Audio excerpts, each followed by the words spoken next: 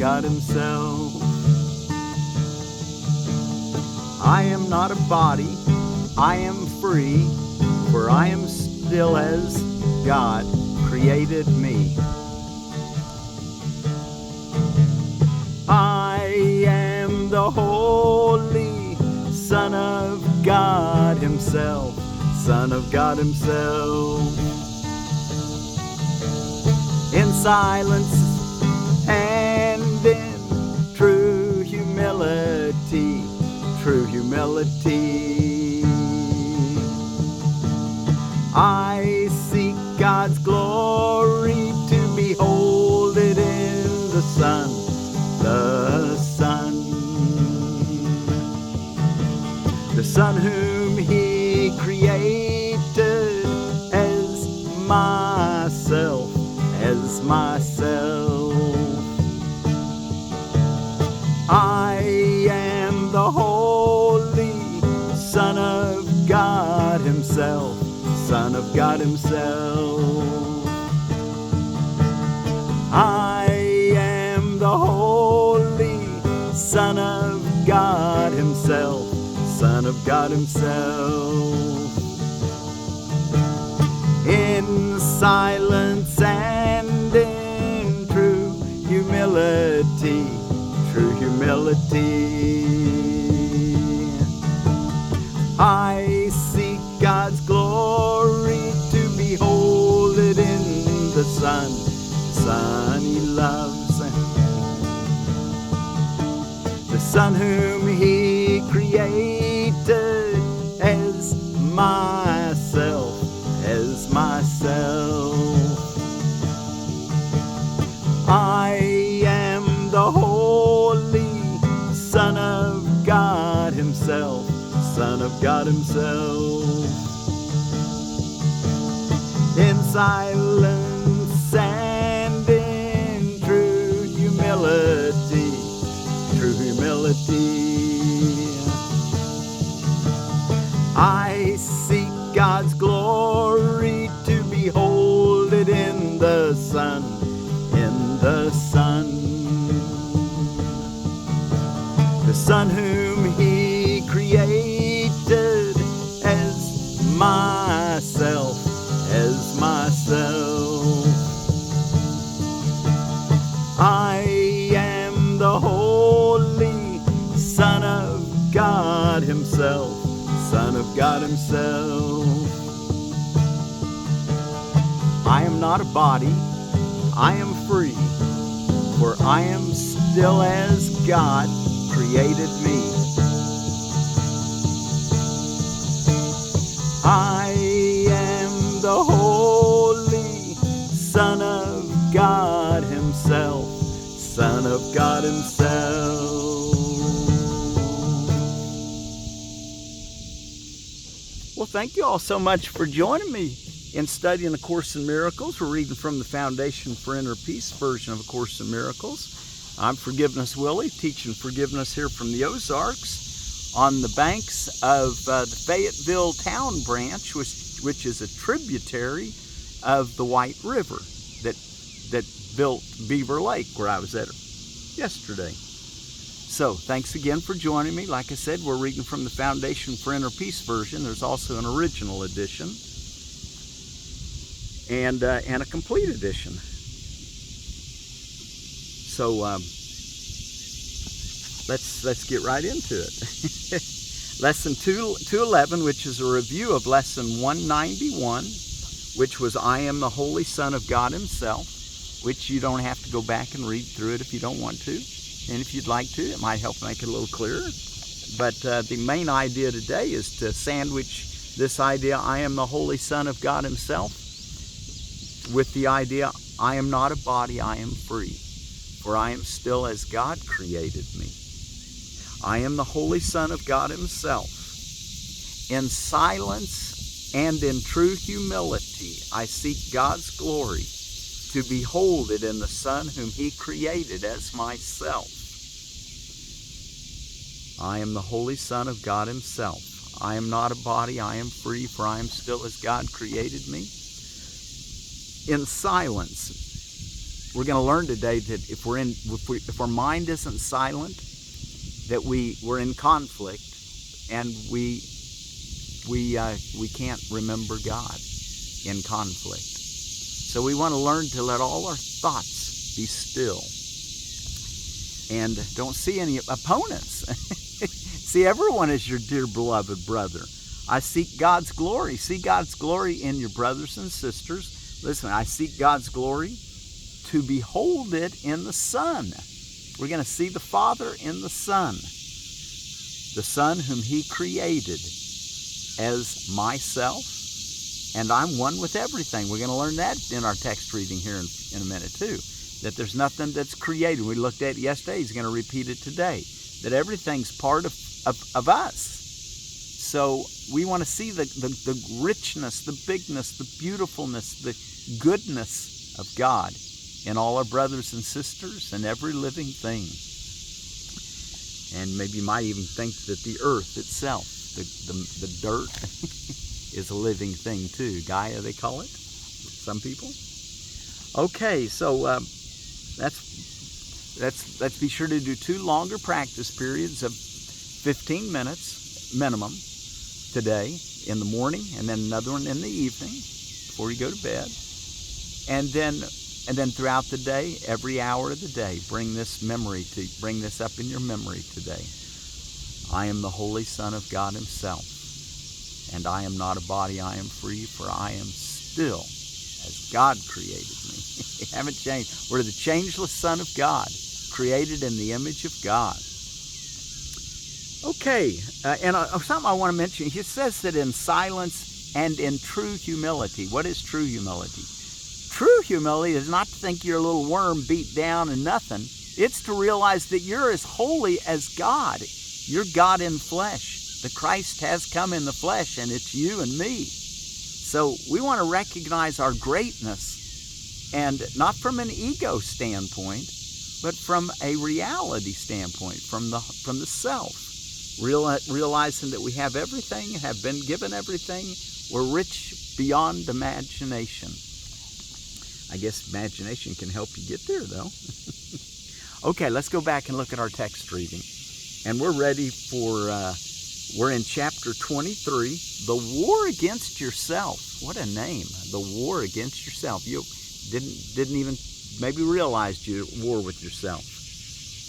And we're in Roman numeral 1, the irreconcilable beliefs. The irreconcilable beliefs. And we left off on paragraph 4 yesterday, so let's read paragraph 4 again and finish this section. Brother, the war against yourself is almost over. The journey's end is at the place of peace. Wow, the war against yourself. The journey's end is at the place of peace. Nothing more important, is there, than just being at peace. I was talking to a friend of mine yesterday, and we both realized how much we had changed. When we were younger, we used to think that it was so important to figure out all the different doctrinal ideas and the way that the moon works and the way that everything lines up and have a lot of beliefs. And both of us have realized, none of that's very important. The only thing that's important, I mentioned, I said, is just how peaceful can we get? That's where it's all at. Would you not now accept the peace offered you here? This, in quotes, enemy you fought as an intruder on your peace is here transformed before your sight into the giver of your peace. Your, in quotes, enemy was God Himself, to whom all conflict, triumph, and attack of any kind are all unknown. He loves you perfectly, completely, and eternally. The Son of God at war with His Creator is a condition as ridiculous as nature roaring at the wind in anger, proclaiming it is part of itself no more. Do we do that? Roar at God, saying, well, I'm not part of God. I'm not going to do that or this. Live in a world of conflict. Could nature possibly establish this and make it true? Nor is it up to you to say what shall be part of you and what is kept apart. Paragraph 5. The war against yourself was undertaken to teach the Son of God that he is not himself and not his Father's Son. For this the memory of his Father must be forgotten. It is forgotten in the body's life, and if you think you are a body, you will believe you have forgotten it. Yet truth can never be forgotten by itself, and you have not forgotten what you are. Only a strange illusion of yourself, a wish to triumph over what you are, remembers not. A strange illusion of ourselves. That's the perception, the state of mind that thinks that we need to triumph. Only a strange illusion of yourself, a wish to triumph over what you are, remembers not. Paragraph 6. The war against yourself is but the battle of two illusions, struggling to make them different from each other in the belief the one that conquers will be true. There is no conflict between them and the truth, nor are they different from each other. Both are not true. And so it matters not what form they take. What made them is insane, and they remain part of what made them. Madness holds out no menace to reality and has no influence upon it. Illusions cannot triumph over truth. Illusions cannot triumph over truth, nor can they threaten it in any way. And the reality that they deny is not a part of them. Paragraph 7. What you remember is a part of you. What you remember is a part of you. For you must be as God created you. Truth does not fight against illusions, nor do illusions fight against the truth. Illusions battle only with themselves. Being fragmented, they fragment. But truth is indivisible and far beyond their little reach. You will remember what you know when you have learned you cannot be in conflict. You will remember what you know when you have learned you cannot be in conflict. Let's learn that. Let's learn that we're indivisible. We can't be in conflict. Then we'll remember what we know. We've forgotten what we know. I think all that'd be insanity, huh? But we're not quite completely insane anymore, he says. We're in that middle ground where we can call on a miracle. Use forgiveness to see our way home, to clean all of our insanity up and make ourselves whole again.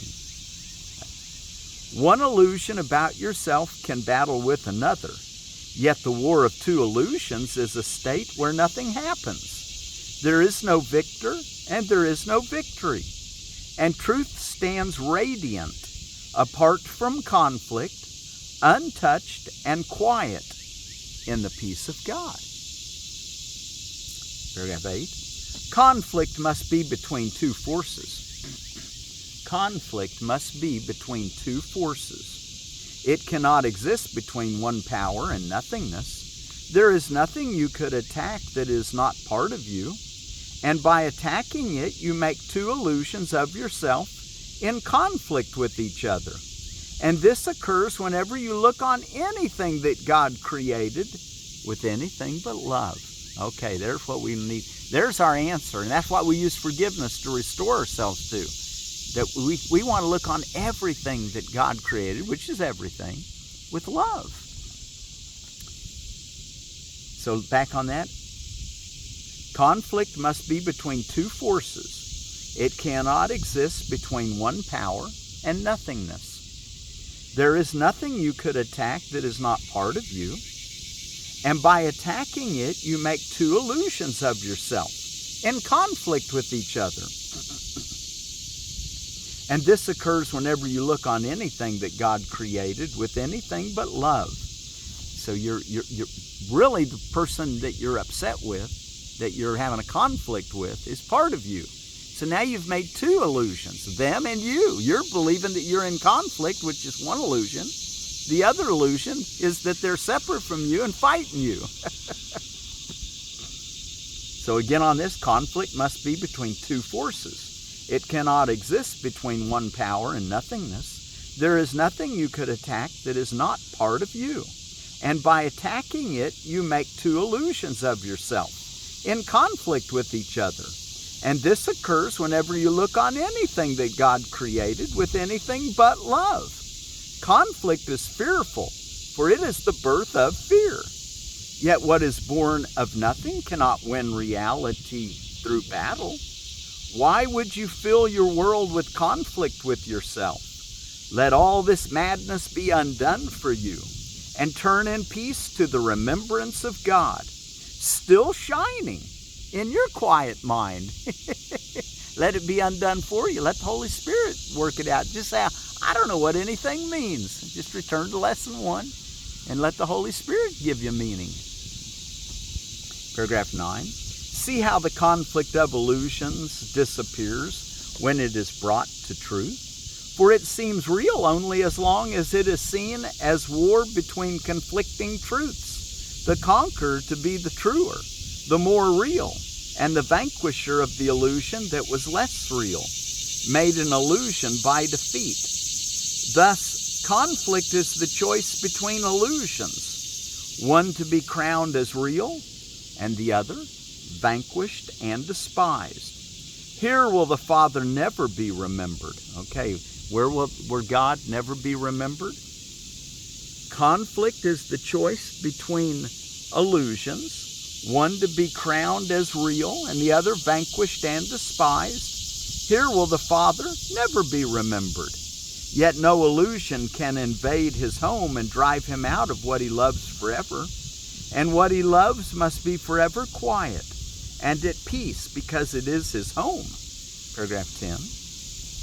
You who are beloved of him are no illusion, being as true and holy as himself.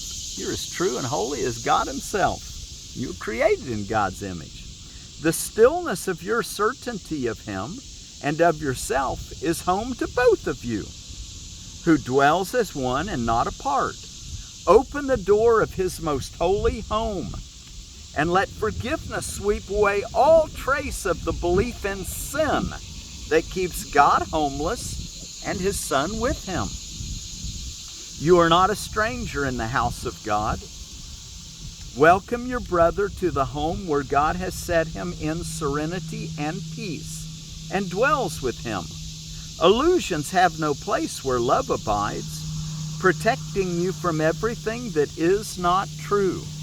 You dwell in peace as limitless as its creator, and everything is given those who would remember him. Over his home the Holy Spirit watches, sure that its peace can never be disturbed. 11. How can the resting place of God turn on itself and seek to overcome the one who dwells there? And think what happens when the house of God perceives itself divided. The altar disappears, the light grows dim, the temple of the Holy One becomes a house of sin, and nothing is remembered except illusions. Illusions can conflict because their forms are different. And they do battle only to establish which form is true. And then the last paragraph, finish this section, 12. Illusion meets illusion. Truth itself. So truth is indivisible, meets itself. Illusion meets illusion. Truth itself. The meeting of illusions leads to war. Peace, looking on itself, extends itself. War is the condition in which fear is born and grows and seeks to dominate. Peace is the state where love abides and seeks to share itself. Conflict and peace are opposites. Where one abides, the other cannot be. Where either goes, the other disappears. So is the memory of God obscured in minds that have become illusion's battleground. Yet far beyond this senseless war, it shines, ready to be remembered when you side with peace. Side with war, and you'll forget yourself. Side with peace, and you'll remember who you are. Okay, side with peace, side with love, which is the same thing. Think of love as, I think of it as the connecting link between us all.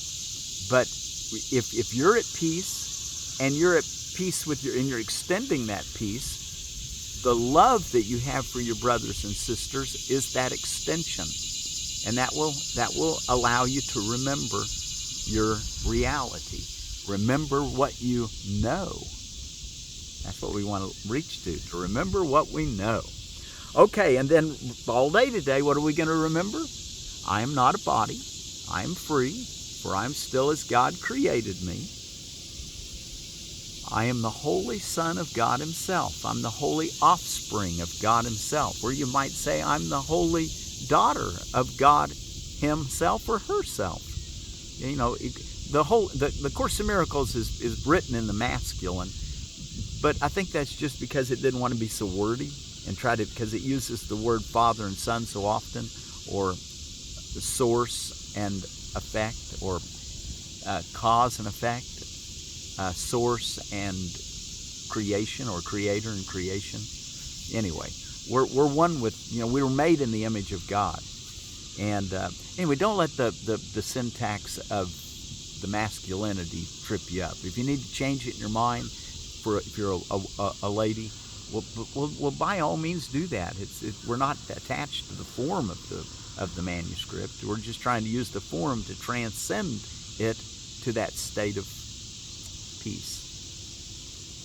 I am not a body, I am free, for I am still as God created me. You'll tell yourself that all through the day. I am the Holy Son of God Himself. In silence and in true humility, I seek God's glory to behold it in the Son, whom He created as myself. I am the Holy Son of God Himself. I am not a body, I am free, for I am still as God created me. Okay, let's see what's going on around the world. In South Sudan, it's Martyrs' Day. So they're having kind of an honoring of martyrs in South Sudan today. It's not really a religious holiday. I try to give you any kind of religious holidays that I can find and tell you what some of them are. But it's done with the fervor and martyrs and causes can be very dear to our hearts, and I would actually call that a religious holiday in that sense. Okay, I found the rest of these on holidays and observances. Father-in-law Day. Might be a good day to call your father-in-law. Or your mother-in-law. International Day of Friendship. Wow, an International Day of Friendship. Well, we want to all be friends, okay? That shouldn't be anybody in the world that's not your friend. Support Public Education Day. Whistleblowers Appreciation Day. I guess we should be appreciating maybe Julian Assange. Whistleblowers Appreciation Day. Edward Snowden. Who are some whistleblowers? Paperback Book Day. Share a Hug Day. Wow, Share a Hug Day. I guess it's International Day of Friendship. Give a friend a hug, huh? World Day Against Trafficking in Persons. Well, that'd be good to do and stop. Blow whistles on. And World Snorkeling Day. If you're a snorkeler, today's your day to get in the water. I like to go, I love swimming. Don't snorkel much. Okay, I have a little bit. Red Haven Peach out of Edible Landscaping, and it's the Prunus persica. And it says of the Red Haven Peach, excellent in all peach respects. Red Haven is a standard for an early orange flesh peach. Blooms are least susceptible to late frost injury. Fruits resist brown rot and bacterial spot. Wow, that's what I have a problem with. As soon as there's enough sugar in the peach that it's about ready to eat, that's when that brown rot just rots the thing right on the tree. So this might be the Red Haven Peach. Might be something I need to look into. Still needs attention to pruning, insect, and disease control, but it's self-fertile, so one tree by itself could grow just fine. Spaced 10 to 14 foot apart, zones 4 through 9. Okay, well there you go, your Red Haven peach, Prunus persica. And our word for peace today, let's take it from the Malagasy people of Madagascar. And you know, that's the 4th largest island in the world. It's there at the southern part of Africa, out in the Indian Ocean, east of Africa. I think it's around 250 miles. Forget how many kilometers. It'd be about around 400 probably. And our word for peace in the Malagasy is Friedanana. Friedanana. Friedanana. Friedanana. So, Friedanana be with you. Peace be with you. Friedanana. Okay, let's see if we can close with our song.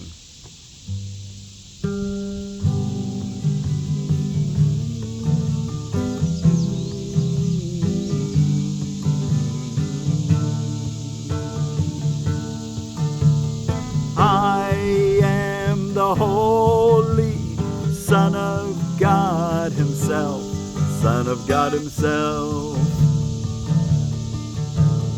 I am the Holy Son of God Himself, Son of God Himself. I am not a body, I am free, for I am still as God created me.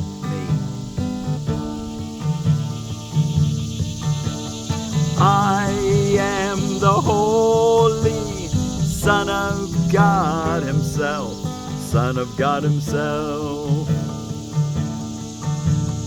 In silence and in true humility, true humility, I seek God's glory to behold it in the sun. Behold it in the Son, the Son whom He created as myself, as myself.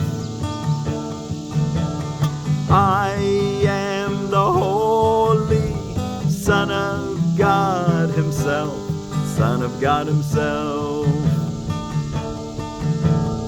I am the Holy Son of God Himself, Son of God Himself.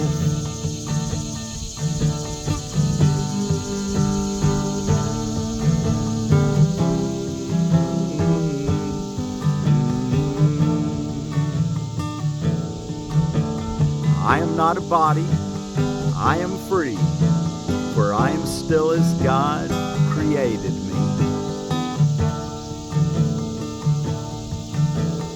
I am the Holy Son of God Himself, Son of God Himself. I am the Holy Son of God Himself, Son of God Himself.